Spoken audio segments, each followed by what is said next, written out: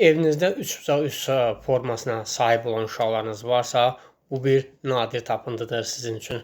Ona görə bunların zəka səviyyəsi yüksək və düşüncə qabiliyyətləri çox yüksək olur və bunlar eyni zamanda dünyaya yön verən bir çox icadların da edilməsində 3+3 formasına sahib olan insanlar edirlər. Misal üzərindən davam etsək, Nikola Tesla. Nikola Tesla 3+3 formasına sahib olan insanlardan biridir və burada digər əlamətlər var. Əlindəki digər əlamətlər də üzərinə gəlirsə, bu cürə dahi insanlar, uşaqlar ola bilirlər. Bunların ortaq bir özəlliyi var. Tez incimə və küsmə huyları da vardır, xasiyyətləri də vardır. Ona görə bu uşaqlara diqqət yetirmək lazımdır və bu uşaqların ideyalarına diqqətlə fikir vermək lazımdır.